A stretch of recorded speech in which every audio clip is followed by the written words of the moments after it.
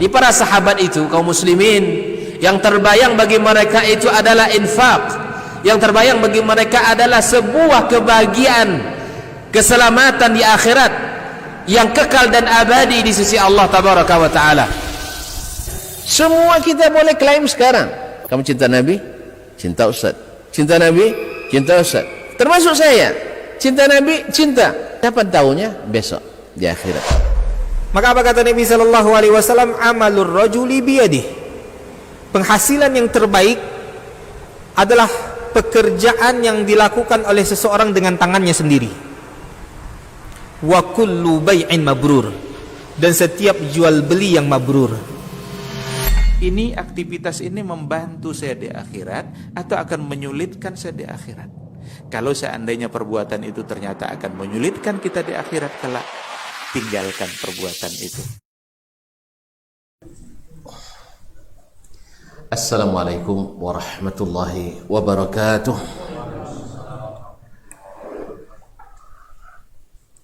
Alhamdulillahi rabbil alamin, wa bihi nasta'in ala umuri dunya wad din. Asyhadu an la ilaha illallah wahdahu la syarika lah, waliyus salihin wa khaliqul khalqi ajma'in, wa razikuhum wa ma min dabbatin fil ardi illa 'ala Allahi rizquha wa ya'lamu mustaqarraha wa mustawda'aha kullun fi kitabim mubin. Wa asyhadu anna Muhammadan 'abduhu wa rasuluhu an-nabiyyus sayyidul amin sallallahu alaihi wa ala alihi at-tayyibin wa azwajihi at-tahirati ummahatil mu'minin wa ashabihi al-abraril qadatil ghurril mayamin wa man tabi'ahum bi ihsan ila yaumin yamtazu fihi ashabus shimali an ashabil yamin. Amma ba'du, fa inni usi nafsi wa iyyakum ayyuhal muslimun wa ayyatuhal muslimat bitaqwallahi azza wa jal rabbil ardi was samawat fa innahu qad faza muttaqun ya ayyuhalladzina amanu taqullaha haqqa tuqatih wa la tamutunna illa wa antum muslimun. Ma'asyiral muslimin, ma'asyiral muslimat, al-hadirin wal hadirat wal musyahidin wal musyahidan. Bapak-bapak dan ibu-ibu, saudara-saudara dan saudari-saudari yang hadir di rumah mengaji Al-Azzam Pekanbaru ataupun yang menyaksikan melalui media dimanapun berada. Alhamdulillah, kesempatan ini Allah berikan kepada kita. Sama-sama kita nikmati waktu barakah mengaji antara maghrib dan isya ini. Mudah-mudahan ini tanda syukur kita kepada Allah atas nikmat sehat, nikmat sempat yang diberi. Mudah-mudahan menghasilkan nikmat-nikmat baru yang senantiasa kita membuat kita bersyukur kepadanya. Kaum muslimin, kaum muslimat yang dirahmati Allah, mudah-mudahan salawat dan salam kita senantiasa disampaikan kepada Nabi kita alaihi salatu wassalam yang telah berjuang, berjihad dalam menyampaikan risalah, menunaikan amanah dari Allah tabaraka wa ta'ala, sehingga sampailah agama rahmat ini ke negeri yang tercinta ini, negara Republik Indonesia. Dan alhamdulillah pula atas usaha para pendakwah dan para pendahulu kita dari kalangan ulama, bahkan tokoh-tokoh masyarakat, menjadikan negeri ini sebagai negeri dengan jumlah muslim terbesar di dunia. Doa kita hanya kepada Allah, mudah-mudahan juhud, usaha yang telah mereka lakukan jihad dakwah yang telah mereka tunaikan mendapat balasan yang sebesar-besarnya dari Allah Subhanahu wa taala. Amin. Dan sebagai penerus, mudah-mudahan kita bisa istiqamah pula, tetap berdakwah, menyampaikan agama ini, menguatkan yang sudah kokoh, meluruskan yang sedikit bengkok, atau mengembalikan yang sudah jauh melenceng ke jalur yang telah Allah dan Rasul sallallahu alaihi wasallam jelaskan dan terangkan, khususnya dalam masalah yang sangat besar, yaitu masalah al-aqidah yang merupakan pondasi utama dakwahnya Nabi kita, bahkan seluruh Nabi dan Rasul yang pernah diutus ke atas permukaan bumi ini. Oleh itu, akidah yang menjadikan kita melakukan misi kehidupan yang telah Allah sendiri gariskan dalam kitabnya, wa ma khalaqtul jinna wal insa illa liya'budun. Aku tidak ciptakan jin dan manusia kecuali untuk beribadah kepadaku dengan mentauhidkan Allah tabaraka wa taala, seperti yang ditafsirkan oleh ulama tafsir terbesar umat ini, Abdullah ibn Abbas radhiyallahu taala anhu, liwahidu. Nah, misi inilah yang akan menyampaikan kita kepada visi kehidupan, yaitu bertemu dengan Allah dalam keadaan Allah ridha kepada kita dan kita ridha kepadanya. Dan tentu saja ini tidak bisa dimain kira-kira atau dimain rasa-rasa, tetapi mesti dengan ilmu yang telah Allah turunkan berupa wahyu yang disampaikan oleh Nabi kita alaihi salatu wassalam dan sampai kepada kita melalui jalur ulama-ulama as-siqat, dan yang sampai kepada kita dari penyimpangan dari ulama-ulama yang tidak siqat, tentu kita tinggalkan dan kita mengikut yang siqat di antara mereka. Ma'asyarul kiram dirahmati Allah, karena di antara ulama ada juga yang tidak siqah. Bukan uang siko maksudnya, tapi as-siqah, artinya yang bisa dipercaya dan jujur dalam menyampaikan dakwah ini. Ma'asyarul kiram dirahmati Allah, di antara mereka yang paling terkenal adalah ahlul hadis, ahlu al-hadis, karena hadis inilah yang dipesankan Nabi alaihi salatu wassalam kepada kita untuk mengikutinya di saat-saat beliau tidak lama lagi akan meninggal. Beliau ingatkan, kalian akan melihat perselisihan yang banyak. Nampak perselisihan hari ini? Banyak apa sedikit? Banyak apa sedikit? Banyak sekali. Banyak sekali. Orang dengan kejeniusannya, dengan intelijensianya yang tinggi, bisa membungkus yang salah seolah-olah itu yang benar.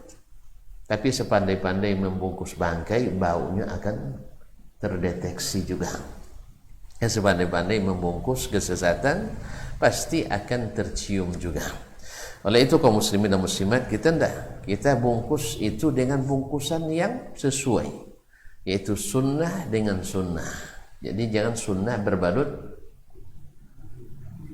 tentunya bilang sunnah berbalut non sunnah, iya kan? Jangan sunnah berbalut non sunnah, atau non sunnah dibalut dengan sunnah. Tidak. Kita memang luar dalamnya mesti original, dari intinya sampai ke bungkusnya. Mudah-mudahan dibungkus dengan sunnah Nabi alaihi salatu wassalam. Maka ashabul hadis selalu di lokomotif pertama dalam mendakwahkan agama yang murni ini. Itulah sebabnya kita belajar usul allati bana alaiha ahlul hadis da'watahum ilallah, yaitu perkara dasar yang menjadi pondasi dakwahnya ahli hadis. Yang pertama adalah at-tauhid, yaitu mentauhidkan Allah yang merupakan misi utama kehidupan ini. Sehingga untuk itulah Allah mengutus para rasul dan nabi alaihim salawatu rabbi wassalamuh. Ma'asyiral kiram dirahmati Allah. Kita selesai membahas kemarin masalah aqsamut tauhid, bagian-bagian tauhid. Sebagian orang mencemooh ini trinitas katanya. Membagi tauhid ini adalah bid'ah. Tidak apa-apa, bilanglah bid'ah, bid'ah hasanah. Nah, kaum muslimin dan muslimat, ternyata yang bilang ini membagi tauhid menjadi 3 bid'ah juga terlibat membagi tauhid jadi 3. Jadi kalau trinitas ini bersana juga tri tauhid, enggak, dia bilang trinitas. Ya, Allah musta'an. Berarti kaum muslimin, kita sudah sebutkan di akhir atau kemarin panjang saya tekankan, antum sebutlah pembagian, nak bagi 4, nak bagi 3, bagi 5, bagi 100, tidak ada masalah. Tapi yang jelas mesti sesuai dengan dalil. Mesti pakai dalih. Mesti pakai dalih. Hah? Tahu bedanya dalih dengan dalil? Beda ya? Apa bedanya? Dalih itu bisa main-mainan. Ya. Dalih itu buat alasan yang dibuat-buat. Itu namanya dalih. Kalau dalil? Hah? Bukan yang dibuat-buat, tetapi yang memang sudah ada. Karena manhajnya Ahlus Sunnah wal Jamaah itu adalah cari dalilnya dulu, baru diputuskan hukumnya. Tapi yang Ahlul Ahwa tidak, kerjakan aja dulu, nanti baru buat dalilnya. Akhirnya banyak yang dipasang-pasangkan dalihnya. Dalilnya enggak, tapi dalihnya. Bisa saja dibuatkan, kalau hadisnya enggak ada, dibuatkan hadis.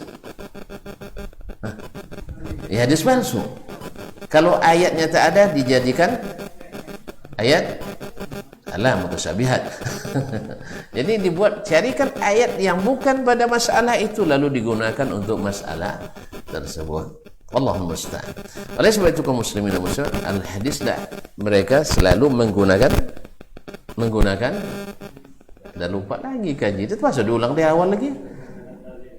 Syekh, tiap hari lah kita ngaji, Syekh. Ini sekali 2 pekan ni pelupa orang ni. Nah, siapa ahlul hadis? Siapa ahlul hadis kata Imam Ahmad? Yang mengamalkan hadis. Yang amalnya hadis. Bukan petuah-petuah sendiri, tidak. Yang tanpa alasan. Yaitu hadis. Bagaimana Nabi SAW mengatakan, bagaimana pula dia melakukan, dan bagaimana diikrarkan atau disetujuinya kepada para sahabat. Di luar itu, tidak sunnah. Tidak sunnah atau non sunnah. Nah, baik secara istidlal, dalilnya sharih, atau istinbat, yaitu diambil dari makna yang tersimpan dalam dalil tersebut, yang itu memang para ulama yang mengetahuinya. Yang kita maksud dengan ini adalah sesuatu yang tidak berdalil sama sekali, hanya dengan dalil. Dan itu sangat mudah. Makanya kaum muslimin dan muslim, walaupun dalih itu yang digunakan ayat atau hadis, seperti kata Imam Ibn Rajab, mastadalla ahlul hawa bi syai'in minad dalil illa wa fihi ma yaruddu alaihi. Tidak satu pun dalil yang digunakan oleh ahli hawa untuk melegalkan hawa dan bid'ahnya, kecuali di dalil yang sama ada dalil untuk menolak yang dia lakukan. Nah, tapi tidak bisa kita rincikan sekarang, tidak jalan kaji kita. Nah, tapi seperti itulah. Makanya dasar utama daripada dasar-dasar dakwahnya al-hadis adalah at-tauhid, yaitu al-aqidah, yang merupakan landasan utama.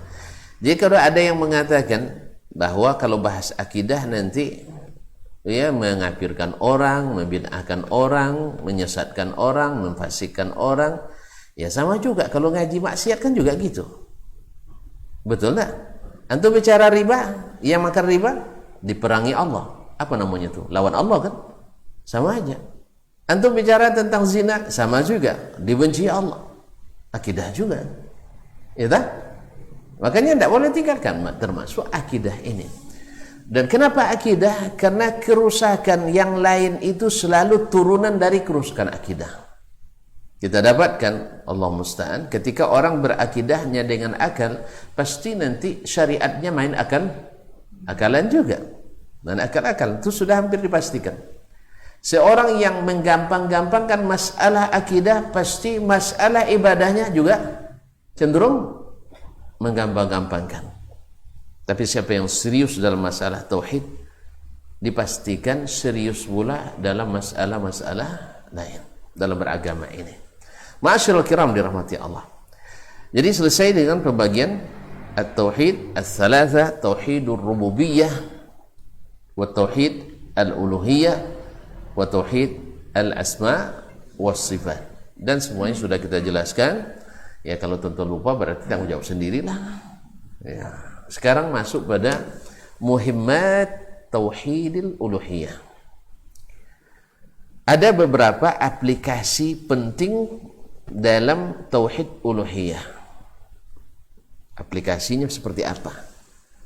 Yang tauhid uluhiyah yang mesti kita realisasikan bahwa kita beribadah hanya karena Allah dan hanya kepada Allah, dan demi menegakkan perintah Allah dan mencari pahala dari Allah. Masih lupa nampaknya ya. Ikhlas itu dibangun dengan satu, beribadah kepada Allah.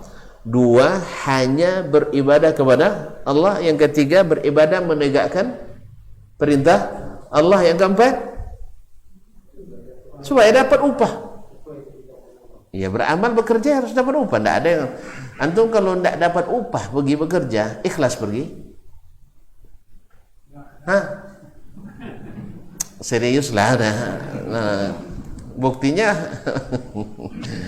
buktinya pagi-pagi lagi antum sudah siap-siap pergi bekerja. Pasalnya apa? Ada upah. Tapi kalau mengaji enggak.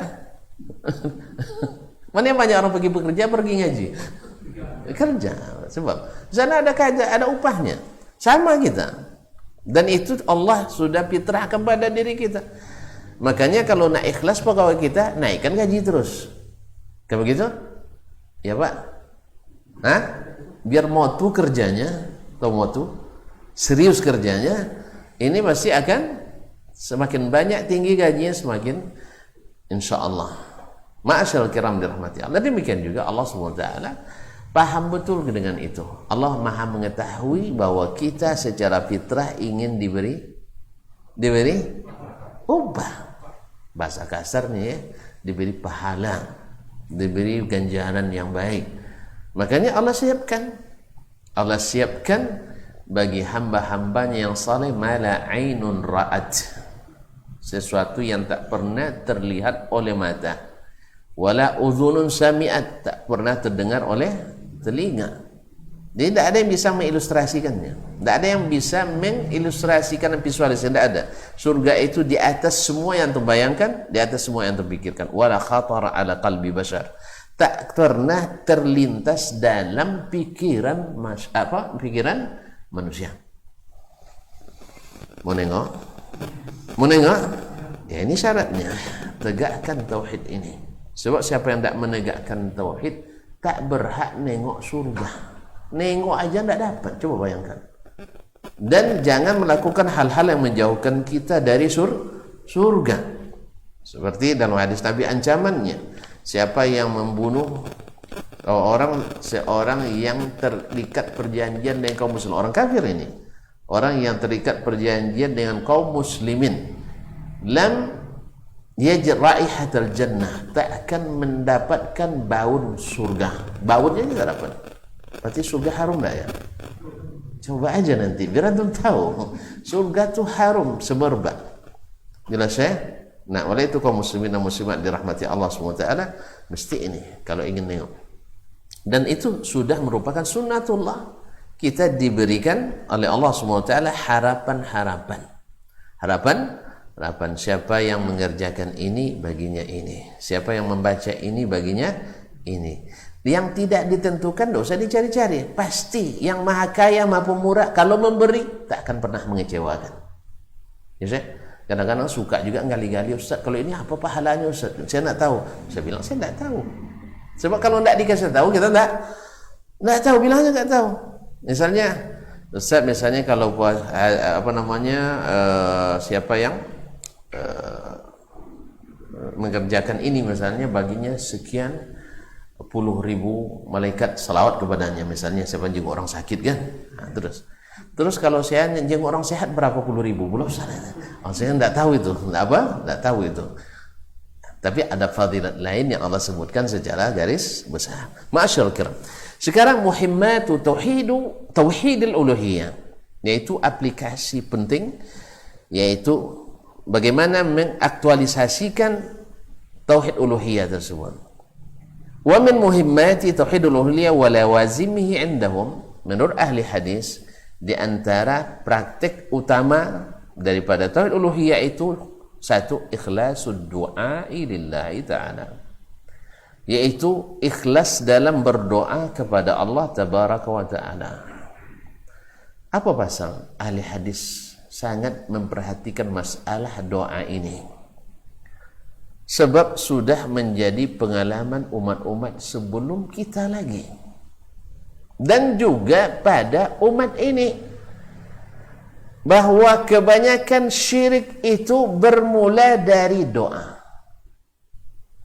Kebanyakan syirik itu bermula dari doa yang diberikan kepada selain Allah.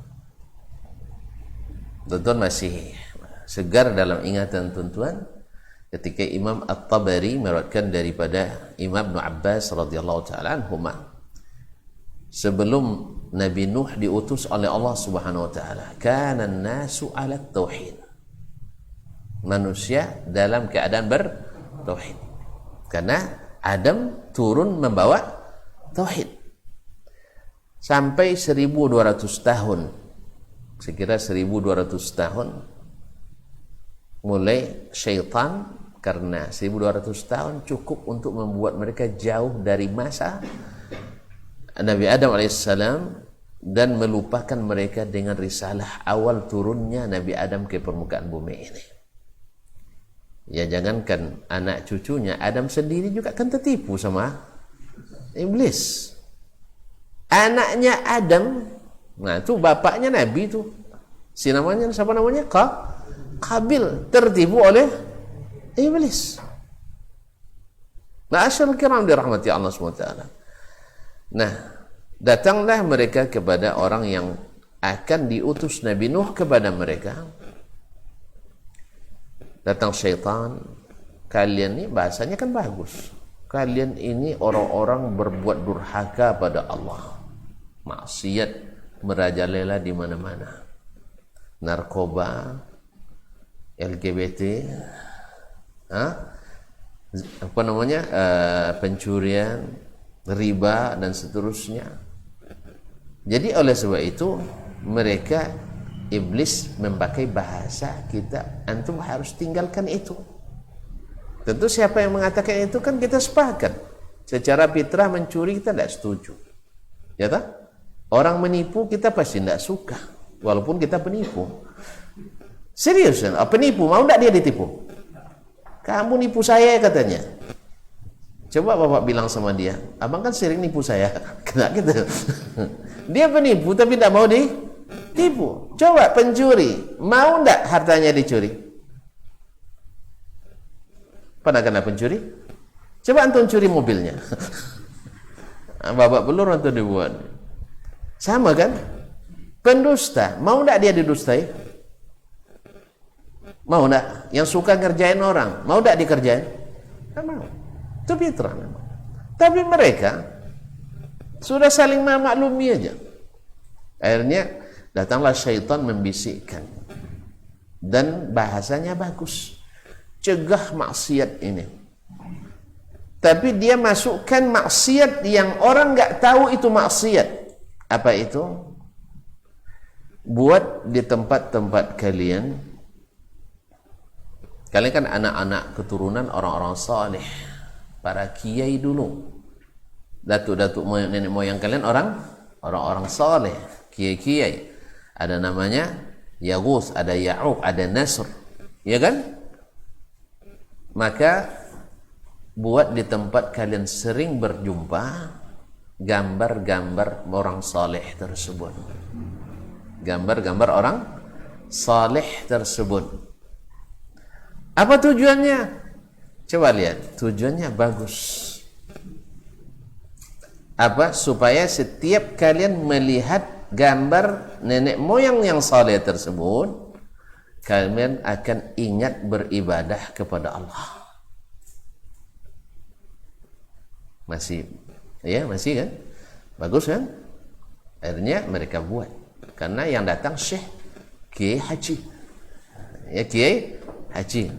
Nah, tampilannya mereka kan tidak kenal siapa orangnya, ini iblis atau tidak. Dia kan iblis kan bisa menyerupai kita. Kita aja tidak bisa menyerupai iblis. Paling-paling perangai aja yang bisa.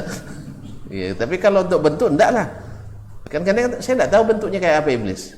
Ada yang pernah jumpa? Enggak, alhamdulillah. Saya tidak tahu. Jadi untuk menyerupainya kita tidak punya kuasa, tapi dia diberi Allah SWT keistimewaan menyerupai manusia. Tampil dengan tampilan yang meyakinkan. Sorban 1 meter tingginya. Ya, pokoknya jenggot. Nah, ini kan jenggot nih. Orang saleh itu kan jenggot nih. Kaum muslimin dan muslimat dan Fatihah. Mungkin tidak isbal juga waktu itu. Nah, coba bayangkan. Tampilannya meyakinkan. Tentu diterima orang itu. Meyakinkan. Akhirnya diterima. Buktinya diterima. Kata Abdullah bin Abbas, mereka lakukan. Jadi setiap mereka ini lihat foto atau gambar lukisan tersebut, mereka jadi ingat kepada Allah SWT. Cuman ingatnya seperti apa? Mereka sudah tidak berilmu lagi. Beribadah ya sesuai dengan yang mereka ketahui pula. Taib, dan iblis suka itu kita mengada-ngada masalah agama. Habis generasi ini datang lagi iblis bertanya, sekolah bertanya, ini kalian bikin gambar-gambar di tempat kalian berkumpul ini apa? Katanya ini gambar-gambar wali, gambar-gambar orang saleh kami dulu. Kalau kami lihat bisa mengingatkan kami pada Allah Tabaraka wa Ta'ala. Iblis bilang lagi, siapa yang bilang? Itu yang kami terima dari dulu. Oh, enggak, ada yang lebih hebat dari itu. Mereka kan wali nih, dekat pada Allah. Kalian orang-orang berdosa. Kalau kalian berdoa tak dikabulkan, cobalah kalian pergi pemimpin. Ya tanpa orang dekatnya kan kalian tidak dapat. Kalian orang banyak salah. Jadi dibuatnya kias seperti itu. Akhirnya mereka terima pula. Lalu apa yang kalian lakukan? Makanya kalau kalian nak minta pada orang dekat ini. Akhirnya mereka mulai. Akhirnya menjadikanlah orang-orang saleh itu sebagai perantara, bertawassul dengannya. Sampai akhirnya mereka langsung berkorban, menyembelih dan beribadah langsung ke patung-patung itu. Begini secara berangsur. Berarti mulai dari mana masuknya? Dari ya lupa antum, dari doa. Sampai hari ini orang selalu masalah pintu masuknya kesyirikan batang dari bab doa. Sehingga tidak sedikit dari kita kaum muslimin yang lebih yakin doanya mustajab di kuburan daripada di masjid. Ya? Hah? Ada enggak? Ya banyak. Lebih yakin dia kalau nak mustajab doanya pergi ke kuburan si fulan wali. Subhanallah. Kaum muslimin dan muslimat dirahmati Allah. Alasannya apa? Saya merasa memang doa di situ mustajab. Gimana lagi kalau persoalan merasa ini kan susah ditebak. Jadi kalau masalah rasa susah ditebak. Orang kalau senangnya itu, coba lihat, orang senangnya itu sakit pun, coba lihat kaum muslimin. Ketika kita suruh dulu wanita-wanita kita pakai jilbab, alasannya apa? Tidak mau? Panas. Tapi ketika sudah jadi tren jilbab, Jilbab basa-basi, jilbab bunuh diri. Tahu jilbab basa-basi? Nah. Hah? Subhanallah, kaum muslimin, dah habis waktu ya saya. Nah, tapi karena sudah menjadi kesenangannya, jilbabnya dimasukkan ke dalam bajunya sini. Mana yang lebih panas? Jilbab yang berkibar atau jilbab yang masuk ke dalam sini? Mana yang lebih bagus? Hah? Panas senang. Tapi seperti tidak terasa panas, ya kan? Karena senang. Maka masalah rasa ini masalahnya masalah antum suka tak suka. Sugesti. Kalau sugestinya doa di kuburan lebih kuat, antum merasa nyaman doa di kuburan. Tapi kalau antum motivasi doanya di masjid, dan ini yang benar, maka doa di masjid lebih khusyuk. Cuman masalahnya, ada nggak anjuran kita berdoa dekat kuburan, minta? Apalagi boleh nggak kita minta ke orang yang ada di kuburan? Nah, kan masalah besar kan. Makanya minimal tidak ada dalil yang menyuruh untuk berdoa di samping kuburan kecuali mendoakan orang mati.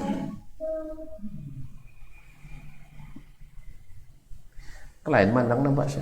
Karena gara-gara azan ya, azan lah dulu. Kita azan dulu. Ini Ustaz dah azan tak mau juga berhenti gitu. Ya. Hayakallah.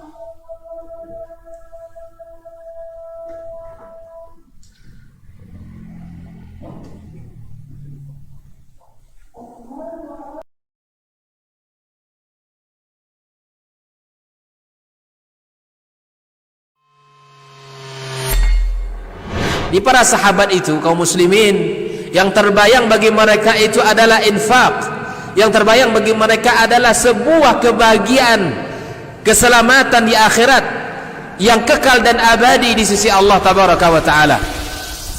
Semua kita boleh klaim sekarang. Kamu cinta Nabi? Cinta Ustaz. Cinta Nabi? Cinta Ustaz. Termasuk saya. Cinta Nabi? Cinta. Kapan tahunya? Besok di akhirat. Maka apa kata Nabi sallallahu alaihi wasallam? Amalur rajuli biyadih. Penghasilan yang terbaik adalah pekerjaan yang dilakukan oleh seseorang dengan tangannya sendiri. Wa kullu bai'in mabrur. Dan setiap jual beli yang mabrur. Ini aktivitas ini membantu saya di akhirat atau akan menyulitkan saya di akhirat? Kalau seandainya perbuatan itu ternyata akan menyulitkan kita di akhirat kelak, tinggalkan perbuatan itu.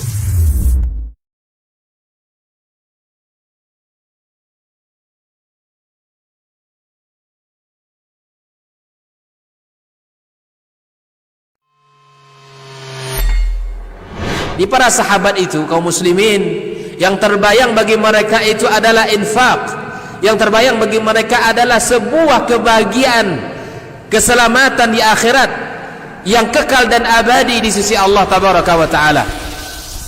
Semua kita boleh klaim sekarang. Kamu cinta Nabi? Cinta Ustaz. Cinta Nabi? Cinta Ustaz. Termasuk saya. Cinta Nabi? Cinta. Kapan tahunya? Besok di akhirat. Maka apa kata Nabi sallallahu alaihi wasallam? Amalur rajuli biyadih. Penghasilan yang terbaik adalah pekerjaan yang dilakukan oleh seseorang dengan tangannya sendiri. Wa kullu bai'in mabrur. Dan setiap jual beli yang mabrur.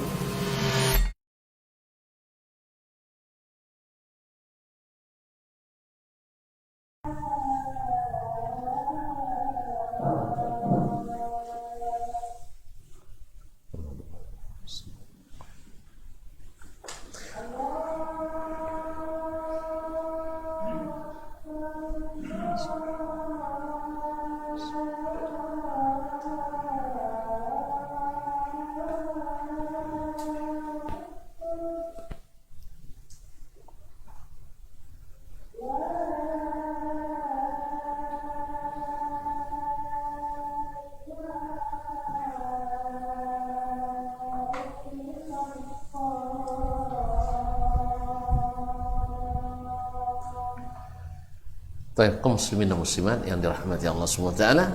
Jadi doa adalah pintu besar masuknya penyelewengan dalam beribadah. Oleh sebab itu, fa innahum yarawna anna ad-du'a min ajalli ta'at. Para ahli hadis melihat bahwa doa itu adalah semulia-mulia ketaatan. Bal huwal ibadatu binassis sunnatil karimah. Bahkan dialah ibadah sesungguhnya, sesuai dengan yang disebutkan secara tekstual dalam as-sunnah al-karimah, sunnah yang mulia. Fa'an Nu'man ibn Bashir radhiyallahu ta'ala anhuma qala, dari Nu'man ibn Bashir radhiyallahu ta'ala anhuma, dia berkata, qala Rasulullah sallallahu alaihi wasallam, ad-du'a'u huwal ibadah. Doa itulah sesungguhnya ibadah. Oleh sebab itu, ibadah apapun tak luput dari doa. Misalnya ibadah salat, isinya doa. Bahkan di dalam salat Allah siapkan dua posisi yang sangat diharapkan doa dikabulkan. Yang pertama adalah di saat sedang sujud. Yang kedua setelah tahiyat al-akhir. Setelah tahiyat akhir sebelum salam. Ini kadang-kadang kita subhanallah sebagian memangkas salatnya demi doa setelah salat. Doa bersama pula yang diharapkan. Kaum muslimin dan muslimat, padahal yang dianjurkan adalah salat berjamaahnya, bukan doa berjamaahnya. Salat berjamaah. Kalau doa masing-masing punya keinginan dan Allah sanggup mengabulkan itu semua. Ma'asyiral kiram dirahmati Allah SWT. Oleh itu Nabi SAW diberikannya kebebasan kepada jemaah selepas salat. Selesai salat tak ada lagi hubungan antara imam dengan makmum. Tak ada lagi hubungan dengan imam dan makmum. Masing-masing berzikir, masing-masing berdoa. Atau mau pergi, silakan. Ya, mau pergi, silakan. Ini sebagian memahami dari ungkapan ini bahwa tidak boleh doa selesai sholat. Bukan, itu salah paham. Kita tidak mengatakan bahwa doa selesai sholat tidak boleh. Buktinya aja, doa yang pertama diucapkan Nabi selesai salam apa? Astagfirullah. Astagfirullah doa apa tidak? Doa, saya mohon ampunan kepada Allah. Coba doa seperti apa? Itu yang kita maksud. Jadi disyariatkannya berdoa, Nabi juga contohkan. Hadisnya jelas dari Anas bin Malik radhiyallahu anhu, tidak pernah saya melihat Rasulullah SAW mengangkat kedua tangannya ketika berdoa kecuali di istisqa. Kecuali istisqa berarti beliau salat selalu di belakang Nabi sallallahu alaihi wasallam. Berarti doanya selesai salat tanpa mengangkat tangan. Nabi juga banyak doa masuk WC berdoa kan, angkat tangan dia. Enggak, masuk masjid berdoa, masuk pakai tangan, angkat tangan enggak juga. Nah, oleh sebab itu Nabi alaihissalam contohkan itu. Intinya bahwa doa itulah ibadah sesungguhnya. Itulah ibadah sesungguhnya. Makanya syaitan, iblis suka untuk menyelewengkan kita dalam bab doa ini. Ada yang penyelewengannya dengan bentuk gulu, ada yang membuat kita berpaling dari doa. Dah puasa berdoa tidak pernah dikabulkan, ya, kan itu. Ya, yustajabu li ahdikum ma lam yasta'jil. Pasti dikabulkan untuk seseorang itu selama tidak tergesa-gesa. Apa makna tergesa-gesa? Da'autu yaqul da'autu falam yustajab li. Saya sudah berdoa tapi tidak mustajab. Tidak. Karena doa itu antum diberikan salah satu dari tiga. Satu, dikabulkan apa yang kau minta. Dua, dielakkan darimu mudarat sebesar apa yang kau minta, manfaat yang kau minta. Ketiga, Allah siapkan yang lebih baik nanti di akhirat. Yang di sisi Allah jauh lebih baik. Maka doa tak boleh ditinggalkan. Ya, pada capek berdoa, ya Allah, kayalah saya ya Allah, tidak kaya-kaya juga. Nah, gitu kan. Tapi Allah siapkan. Ya, banyak Allah elakkan mudarat-mudarat daripada kemiskinan dari kita. Miskin itu kan mudarat banyak-banyak. Tapi dengan doa yang selalu kita banjatkan itu, Allah elakkan banyak mudarat dari kemiskinan yang kita alami. Misalnya, orang semakin miskin semakin jauh dari Allah, kita alhamdulillah semakin dekat. Orang semakin miskin semakin tidak sabar, alhamdulillah kita semakin tabah dan kokoh. Orang kalau miskin tidak bahagia, kita tetap bahagia. Orang kaya tidak nikah-nikah, kita miskin dah 3 kali nikah. Coba bayangkan, miskin dah 3 kali dia talak cerainya. Orang yang kaya ini sekalipun belum pernah coba menikah. Jadi kan ini kan luar biasa, saudara. Kaum muslimin dan muslimat. Ada teman, masya Allah, ya masya Allah, hanya tamat pondok tapi bisa menikah dengan 3 istri. Ya, tamat pondok, awak S3 satu pun rada-rada takut juga masih takut juga Allah. Jadi dia luar biasa Allah berikan. Makanya doa dia kita tahu doa dia gimana ya. Masya Allah.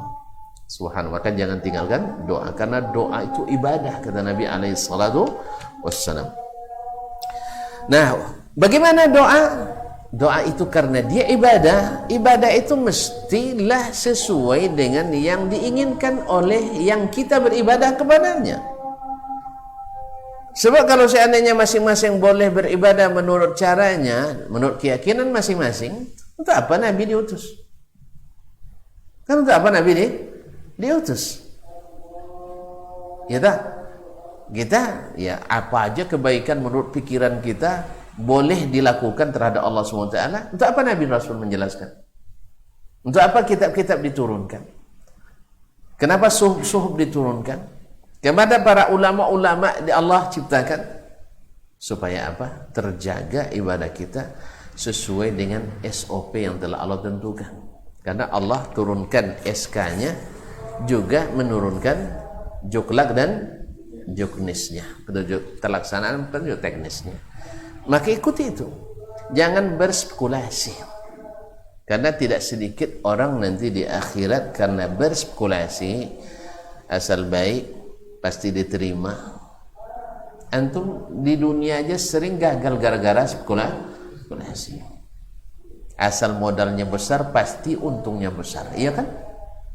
Kan kalau ikannya besar umpannya harus besar. Rupanya umpan habis oleh air, ikan tak dapat. Ya. Dengan mengharap menggali dengan modal besar, pinjam duit 1 miliar di bank, bunga 1,5 miliar. Iya, karena bank itu kan gitu, bank riba itu gitu. Habis itu semua kita disitanya. Kalau gagal dalam mengansur, disita pula. Ma'asyil kiram dirahmati Allah SWT. Jadi gara-gara ingin mendapatkan keuntungan besar dengan modal besar, ternyata kerugian besar. Jadi spekulasi itu tidak ada. Tidak bisa kaum muslimin dan muslimat dirahmati Allah. Itu baru di dunia saja kita sering gagal berspekulasi. Awak dapat gaji, Pak ya, terima gaji. Pulanglah beli bunga dengan harapan ya surprise bagi orang rumah gitu. Menyenangkan hatinya, diberi bunga supaya hatinya bunga. Ternyata dia bukan penikmat bunga, tetapi penikmat duit yang ada gambar bunga. Yang merah-merah itu suka dia. Makanya besok-besok jangan beli bunga lagi. Belikan harga bunga itu, masukkan ke amplop yang berbunga. Kayak gitu, Pak. Jelas? Jadi berspekulasi itu tak bisa. Sebab masalahnya masalah gaib ini. Masalah gaib. Kalau seandainya bisa dengan uji coba, setiap uji coba dulu, ibadah model ini tahun ini, sebut ibadah model ini, di store ke Allah Ta'ala, turun LHP-nya, laporan hasil penelitian, pemeriksaan, bahwa Anda disclaimer. Tahu disclaimer? Tidak tahu ya. Artinya laporannya ditolak, tidak ada yang diterima. Karena ada wajar dengan pengecualian, WDP. Ada wajar tanpa pengecualian, WTP. Ini tidak, disclaimer, tak satu pun yang diterima. Kalau begitu, kita bisa revisi tahun ini. Betul kan? Betul tidak? Tidak apa-apa, spekulasi aja lah. Kalau masalah ini untuk penyelenggara negara mungkin bisa dia berspekulasi, tidak masalah. Asal jangan ada penggelapan. Kalau kesana administrasi masih ada pembinaan. Jelas? Ini enggak laporannya kapan dibuka, besok. Enggak ada lagi di saat jabatan kita sebagai manusia di dunia sudah habis. Enggak ada masa kembali lagi. Atau sejak kita mati, udah ada mati, dah tahu kita itu. Diterima atau tidak diterima amal kita. Antum enggak coba-coba dulu. Coba mati dulu, habis itu nanti baru balik. Bisa? Nah, makanya jangan main coba-coba. Nabi sudah diutus oleh Allah SWT untuk selera saja. Ya, seperti mungkin saya pernah tonton dengar dari saya cerita ini. Ada maudo saya baru pulang dari Madinah tuh berkunjung saya di Taban Ujung sana. Ya karena saya orang kampung, Mujolai. Tahu Mujolai? Di kampung Suboji. Depan rumah mak tu ada tempat ngoci dulu. Tahu tempat ngoci? Cari ikan. Ada belut, ada sepat, ada puyuh, ada bocek. Tahu bocek? Ikan becat. Gabus, nah. Ada gabus, ada toman, apa namanya? Sejenis itu. Saya sering nangkapnya dulu. Jadi dalam perkiraan beliau, jazakallahu khairan wa rahimahullah, beliau menyangka saya pasti suka dibelinya ikan toman. Toman kan banyak yang suka kan, lezat katanya. Tapi bagi yang suka, dibuatkanlah goreng toman pakai asam tuh. Ya, dibuat pula pongatnya juga, gulai kering itu. Semuanya serba toman. Akhirnya saya tidak bisa makan. Pasalnya apa? Saya tidak ajan. Tidak tahu juga tidak ajan. Tidak doyan. Itu saya tidak doyan. Itu harus belajar bahasa Indonesia nampaknya nih. Nampaknya belum pendidikan bahasa Indonesia masih kurang di sini nampaknya. Baik. Saya tidak suka. Akhirnya saya hanya makan lauk sambalnya aja. Itu pun sambal yang terpisah dari lauk itu. Ini baru di dunia kita berspekulasi. Jelas? Padahal dia ingin menyenangkan saya. Ternyata cinta bertepuk sebelah tangan. Jadi dia berharap, ya maklumlah, anaknya, keponakannya balik dari Madinah kan, dari luar negeri. Sekali-sekali datang berkunjung ke situ kan. Apalagi nak yatim pula kan. Nah, jadi kaum muslimin dan muslimat dirahmati Allah. Tapi apa yang terjadi? Saya tidak bisa makan. Dia lihat aja, ini sedapnya nak. Iyalah maudhu. Nanti ajalah. Saya segan pula bilang tak ajan kan, segan saya. Tapi akhirnya dia sendiri yang buka. Kamu tak suka, tak doyan katanya. Tempat saya senyum-senyum aja, senyum penuh arti saya kan. Ini kan salah maudo, kenapa tak nanya dulu? Kalau sempat dia nanya kan saya minta kopi yang tak bertulang. Nah itu kan. Ya, karena terus terang saya ikan suka yang cantik-cantik memang. Iya termasuk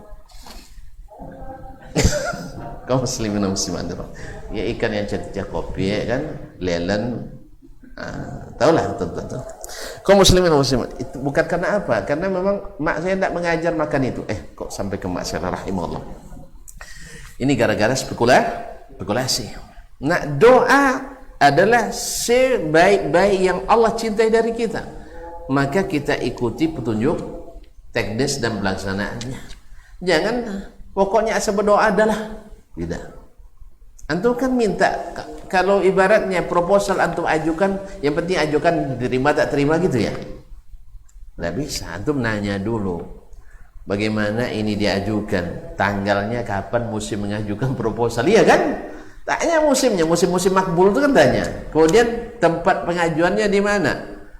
Antum nak ngajukan bantuan sosial, diajukan kemudian kes pol untuk bagian politik dan pembangunan. Itu tidak masuk lah. Mana proposal saya tidak turun-turun dananya? Iyalah, antum masukkan ke kes pol. Jadi bukan masuk ke kesra dan seterusnya. Jelas sih saya? Atau antum tidak dapat proyek dari pemerintah, datang ke kantor kesehatan. Bukan ke PUPR ya, itu yang banyak proyeknya. Kaum muslimin dan muslimat dirahmati Allah. Jadi salah mengajukan, salah teknis mengajukan, salah petunjuk pelaksanaan mengajukan, ini namanya spekulasi. Dan takut kita spekulasi itu tidak diterima. Dan memang Nabi arahkan kita jangan mengada-ngada. Arahan sudah jelas. Cuman kan kita sering terpengaruh oleh calo-calo. Saya menyebutnya calo. Kan di kantor-kantor itu banyak calo. Pak, nak cepat kah? Kalau nak cepat saya bantu. Akhirnya gara-gara kita ikut calo yang awalnya 50.000 menjadi 350.000. Akhirnya yang di dalam pun terbiasa juga dengan calo. Akhirnya tidak jalan urusan kecuali melalui calo. Walaupun ditulis di situ anti calo. Allah musta'an. Jadi gara-gara kita juga ngajar sebenarnya. Jadi kaum muslimin dan muslimat dirahmati Allah, kita tidak mau terpengaruh oleh calo-calo tadi. Kalau sudah ada ilmu, jangan melalui calo. Jelas? Untuk dunia saja kita sudah sering salah berspekulasi dan salah dalam memprediksi. Ma'asyiral kiram yang dirahmati Allah SWT, waktu berjalan begitu cepat di azam ini.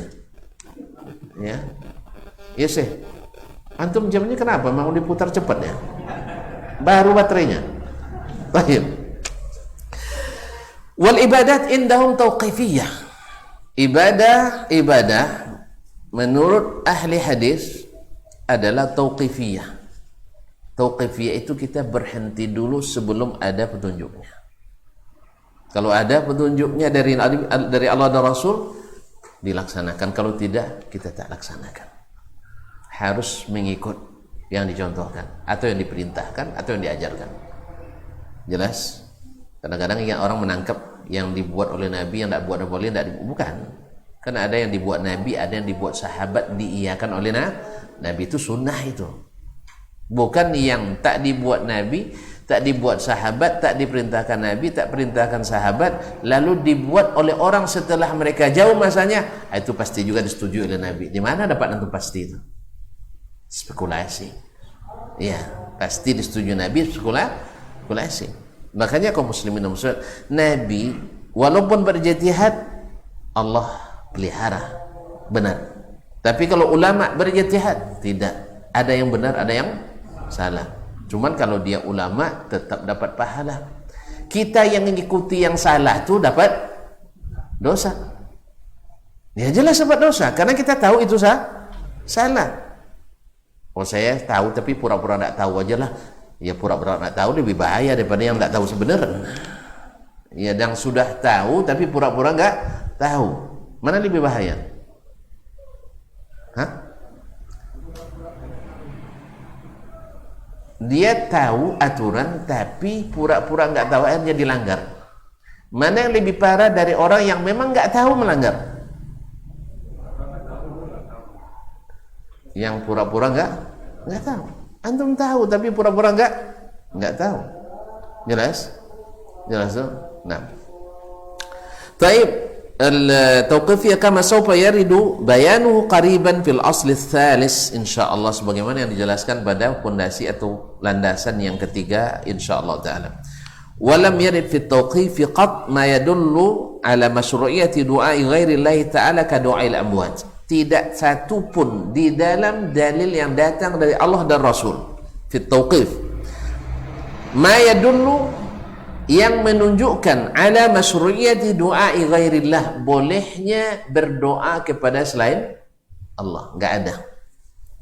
Ka du'ail amwat, baik berdoa kepada orang yang sudah mati, wassalihin atau orang-orang saleh, awil malaikah, bahkan malaikat, awil anbiya atau para nabi, awil awliya atau para wali, bal du'a'u ha'ula'i min a'zamil kaba'ir, bahkan berdoa kepada mereka ini termasuk sebesar-besar dosa besar.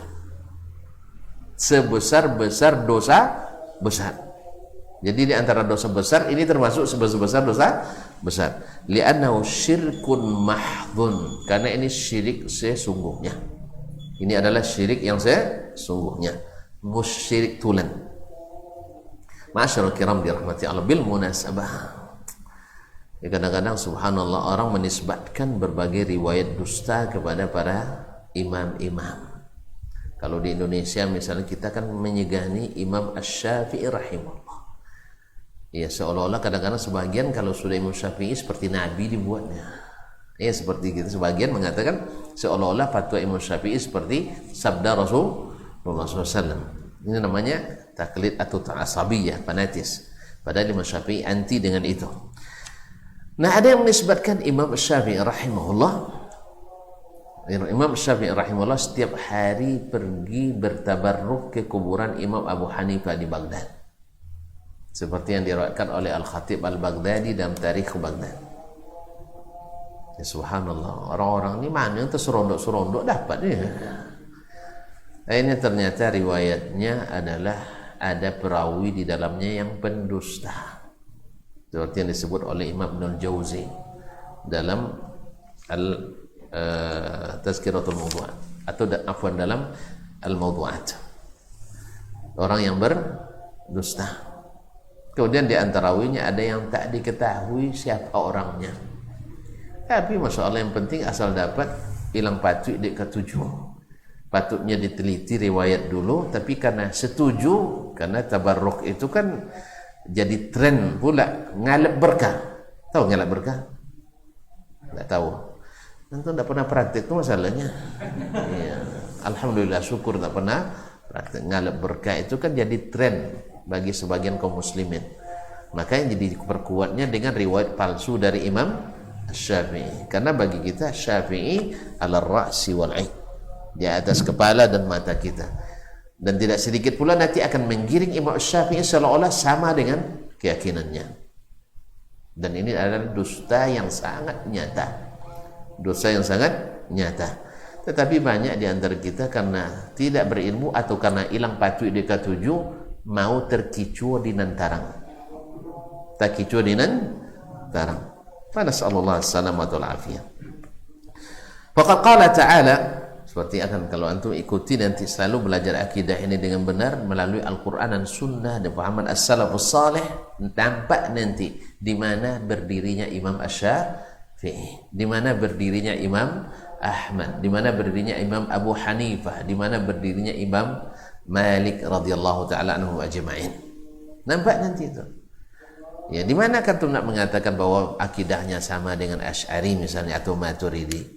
Bukankah Imam Asy-Syafi'i rahimahullah mengatakan Al-Quran kalamullah, dan antum mengatakan Al-Quran bukan kalamullah? Di mana samanya?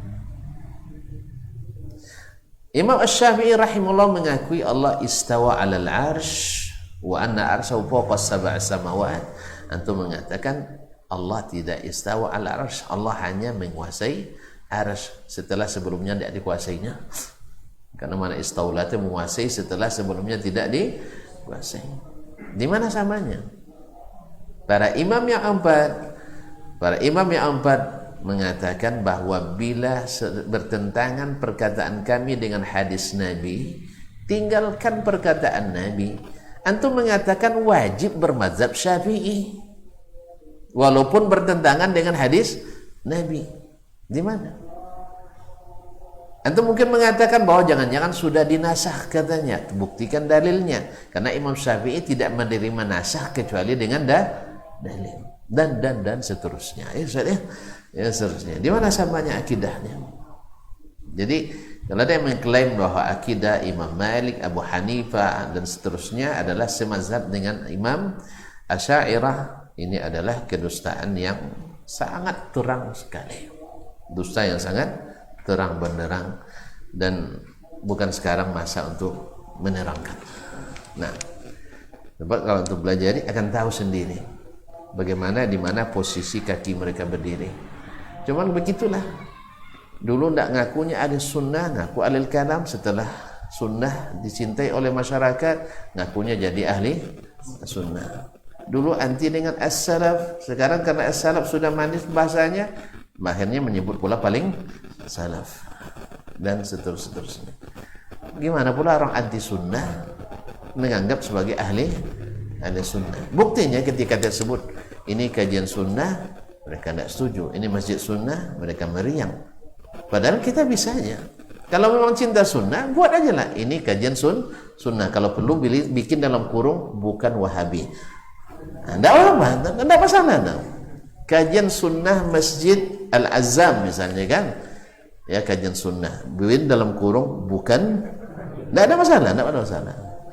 Atau kajian salaf masjid ini misalnya kan, oleh ustaz sunnah ini, bikin di dalam kurung bukan, tidak ada masalah. Tapi kan tidak mau nih, dengar sunnah aja menggigil dia, menggigil. Sunnah katanya kan, takut dia dengar sunnah.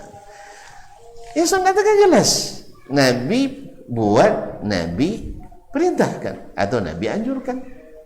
Misalnya dianjurkannya salat berjamaah, Nabi berjamaah terus, ya kita ikuti semampu yang kita bisa, ya kan? Kalau tidur apa boleh buat, jangan sengaja tidur. Jelas? Ya sih? Nah, atau misalnya apa lagi? Disuruhnya kita meyakini apa yang dia sampaikan tentang Allah, ya kita ikuti, jelas sunnahnya. Ini yang namanya ahlu sunnah. Jadi ahlul hadis itu menganggap doa sepenting-penting ibadah. Maka mereka cari di dalam sunnah Nabi, ada enggak doa itu dianjurkan diberikan kepada orang mati? Enggak ada. Bukan berdoa orang mati, jangan salah paham. Atau berdoa kepada orang-orang saleh? Enggak ada. Atau berdoa kepada para nabi? Enggak ada. Atau dianjurkan berdoa kepada malaikat? Tidak ada. Atau anjuran berdoa kepada para wali? Tidak ada. Yang ada justru melarangnya, seperti yang akan kita atau disebut oleh penulis insyaallah, dan kita diriwayatkan dalam hadis-hadis yang sangat banyak. Oleh sebab itu kaum muslimin dan muslimat, faqad qala Allah Ta'ala, Allah berfirman, qul yad'ul ladzina za'amtum min dunihi fala yamlikuna kashfa ad-durri 'ankum wala tahwila, dalam surah Al-Isra ayat 56. Katakanlah hai Muhammad, silahkan kalian berdoa kepada orang-orang yang kalian anggap sebagai Tuhan selain Allah. Fala yamlikuna kashfa ad-durri 'ankum, mereka sama sekali takkan bisa menghilangkan kemudaratan dari kalian dan tidak bisa merubah keadaan kalian. Jelas kan? Makanya orang-orang jahiliyah dulu, orang jahiliyah dalam bab ini lebih baik dari sebagian kaum musyrikin hari ini. Ya, lebih baik dari sebagian kaum musyrikin hari ini. Kalau orang jahiliyah dulu berdoa di waktu senang, di waktu lapang, mereka menyekutukan Allah. Menyekutukan Allah. Ia berdoa kepada Allah, ia juga berdoa kepada selain Allah, ia juga, dengan mengambil perantara-perantara tadi. Tapi sebagian kaum musyrikin hari ini, orang-orang yang berbuat syirik hari ini maksud saya, mereka di saat genting justru menyekutukan Allah. Di lapang menyekutukan Allah, di genting menyekutukan Allah dengan menyembelih kadang-kadang karena selain Allah. Terjadi musibah, misalnya gunung akan meletus, misalnya erupsi, ada ledakan-ledakan larva tersebut, mereka datangnya kemana? Pemegang kunci. Pemegang kunci datangnya kemana? Ke gua hantu. Minta wangsit. Maka mereka korbankan ini dan itu dan sebagainya. Akhirnya pemegang kuncinya pun mati juga. Begini, kalau sudah mati jadi wali langsung. Allah musta'an. Langsung jadi wali, nanti kuburannya dikeramatkan. Nampak cahaya katanya. Nampak cahaya. Syaitan menghidupkan listrik barangkali di situ. Allah musta'an. Jadi pengalaman-pengalaman ini yang tanpa ilmu kaum muslimin sering menyesatkan kita. Maka katakanlah, berdoalah kepada orang yang kalian anggap Tuhan selain Allah itu. Mereka tak bisa menghindarkan kemuratan sedikit pun. Nah, orang jahiliyah dulu tidak. Kalau sudah dalam keadaan sulit, mereka da'ullaha mukhlishina lahuddin. Mereka hanya berdoa kepada Allah. Jadi dari sisi ini jahiliyah dulu kadang-kadang lebih baik daripada jahiliyah dalam bab ini. Dalam bab ini kaum muslimin dan muslimat. Wa qalla 'azza min qa'il, berkata Allah Subhanahu wa ta'ala, qul ud'u allazina za'amtum min dunillahi la yamlikuna mithqala dzarratin fis samawati wala fil ard. Katakanlah berdoalah kepada orang yang kalian anggap Tuhan selain Allah. La yamlikuna mithqala dzarratin, mereka tak memiliki seberat zarrah pun apa yang ada di langit dan di bumi. Wa ma lahum fihi min syirk, mereka tak punya sekutu sama sekali. Wa ma lahum minhum minan zahir, dan mereka juga tidak punya pembantu atau pembela daripada Allah Subhanahu wa taala. Wa la tanfa'u syafa'atu indahu illa liman adzina lah, tidak bermanfaat syafaat di sisi Allah kecuali syafaat yang diberikan orang yang Allah izinkan. Jadi kalau antum mengharap syafaat kepada orang yang Allah tidak izinkan, walaupun kita yakin seyakin-yakinnya, tapi Allah tak izinkan, tidak. Maka harus tahu kita siapa-siapa saja yang Allah izinkan kita mendapatkan syafaatnya dan bagaimana cara mendapatkannya. Jangan berspekulasi lagi, sekali lagi jangan berspekulasi. Wa qala subhanahu, kemudian Allah berfirman, fala tad'u ma'allahi ilahan akhar fatakuna minal mu'azzabin, jangan kamu berdoa kepada selain Allah di samping berdoa kepada Allah, dan kalian berdoa kepada Allah bersama selain Allah, syirik. Ilahan akhar fatakuna minal mu'azzabin, kamu menjadi orang yang tersiksa nanti di akhirat. Asy-Syu'ara 2:13. Kemudian Allah berfirman pula, wa annal masajida lillahi fala tad'u ma'allahi ahada, dan sesungguhnya masjid-masjid itu milik Allah. Sekali catat ini para pengurus masjid, ingat, masjid itu milik Allah, bukan milik pengurus, bukan milik yayasan, bukan milik negara. Hakikatnya walaupun yang bangun pribadi, yayasan, masyarakat.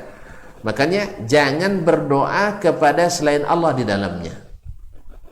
Kalau kita berdoa kepada selain Allah di dalamnya, berarti sudah mengganggu hak prerogatif Allah Tabaraka wa Ta'ala. Dan ingat, Allah lawan kita, tidak akan bisa kita lawan. Fala tad'u ma'allahi ahada, maka masjid itu mesti diurus menurut keinginan Allah, bukan keinginan kita sebagai pengurus. Sebab tidak sedikit kadang-kadang pengurus merasa berkuasa menghalang-halangi orang berzikir, orang mengaji di rumah Allah Tabaraka wa Ta'ala. Wa annahu lamma qama Abdullah yad'uhu kadu yakununa alaihi libada, dan bahwasanya tatkala Abdullah hamba Allah itu Nabi alaihi salatu wassalam berdiri berdoa kepada Allah, para jin itu berdesak-desakan mengelilinginya. Qul innama ad'u rabbi, katakan ya Muhammad, aku hanya berdoa kepada Rabbku, wala usyriku bihi ahada, dan aku tak menyekutukannya, berarti dalam doa, dalam ibadah bersama Allah seorang pun. Qul inni la amliku lakum dharra wala rasyada, katakan Muhammad, aku tak bisa memiliki, tak punya kuasa sedikit pun memberi mudarat dan tidak pula bermanfaat kepada kalian, wala rasyada, dan tidak petunjuk kalau dari izin Allah. Qul inni la yujirani minallahi ahadun, katakan tidak ada yang bisa melindungi aku dari Allah, walan ajida min dunihi multahada, dan aku tak mendapatkan tempat berlindung selain daripadanya. Al-Jin ayat 18-22. Wa qala subhanahu, kemudian Allah berfirman, wa ma umiru illa liya'budullaha mukhlishina lahud-din hunafa. Al-Bayyinah ayat 5. Mereka tidak diperintahkan kecuali beribadah ikhlas kepada Allah dalam keadaan memurnikan tauhid kepadanya.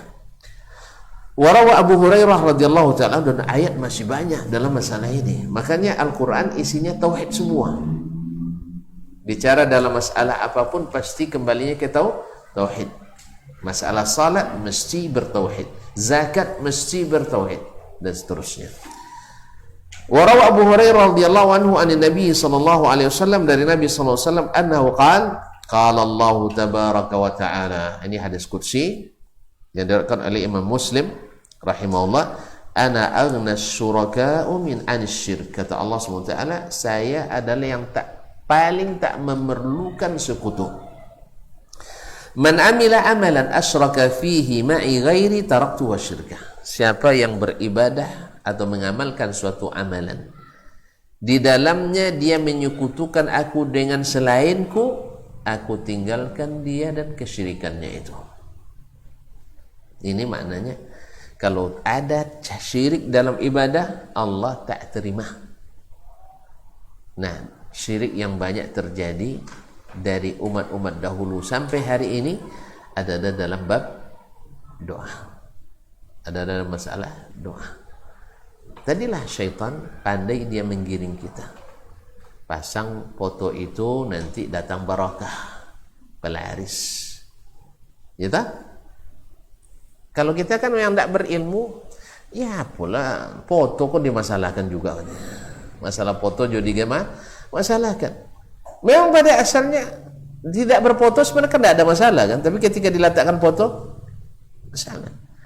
Ya tapi sama orang kadang-kadang meletakkan foto tentara kan supaya orang takut mengganggu kan. Ini ada juga lah unsur apa nih, unsur kemanusiaannya enggak ya? Enggak ada unsur ibadah dalamnya. Dibuatnya foto PM di situ kan, polisi militer kan. Ya padahal sekali itu apa makan situnya kan. Allah musta'an. Ini enggak foto orang-orang yang sudah lama matinya dianggap sebagai pelaris atau ialah apalah namanya. Dan kita yang tidak mengetahui menganggap itu tak apa-apa.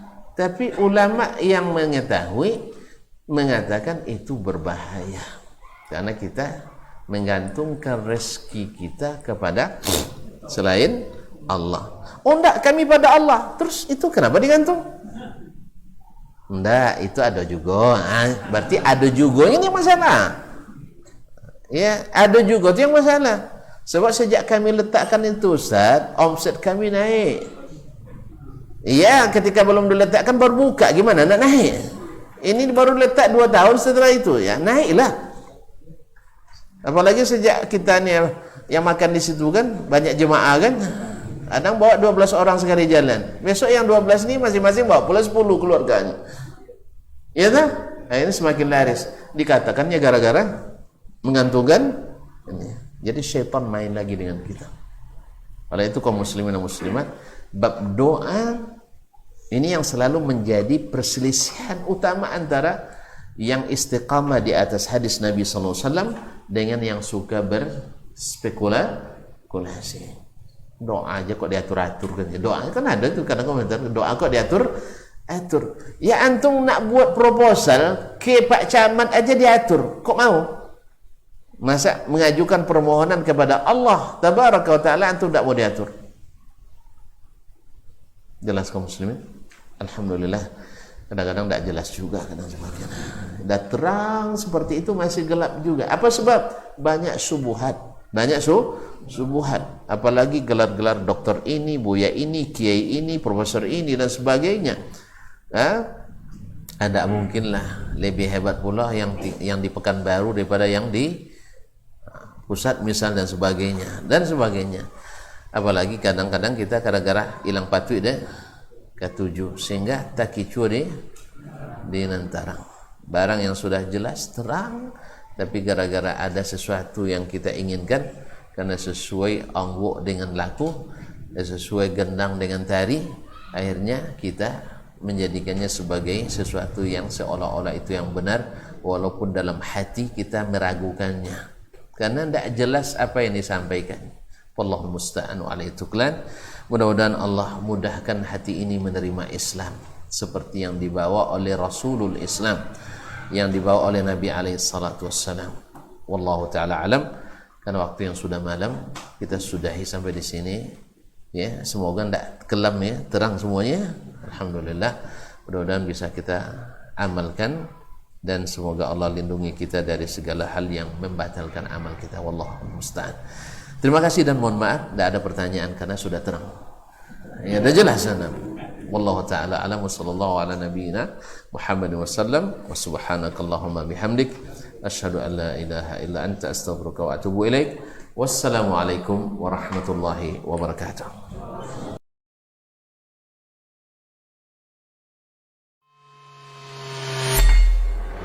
Di para sahabat itu kaum muslimin yang terbayang bagi mereka itu adalah infak, yang terbayang bagi mereka adalah sebuah kebahagiaan, keselamatan di akhirat yang kekal dan abadi di sisi Allah Tabaraka wa Ta'ala. Semua kita boleh klaim sekarang. Kamu cinta Nabi? Cinta Ustaz. Cinta Nabi? Cinta Ustaz. Termasuk saya. Cinta Nabi? Cinta. Kapan tahunya? Besok. di akhirat. Maka apa kata Nabi sallallahu alaihi wasallam? Amalur rajuli biyadih. Penghasilan yang terbaik adalah pekerjaan yang dilakukan oleh seseorang dengan tangannya sendiri. Wa kullu bai'in mabrur. Dan setiap jual beli yang mabrur. Ini aktivitas ini membantu saya di akhirat atau akan menyulitkan saya di akhirat. Kalau seandainya perbuatan itu ternyata akan menyulitkan kita di akhirat kelak, tinggalkan perbuatan itu.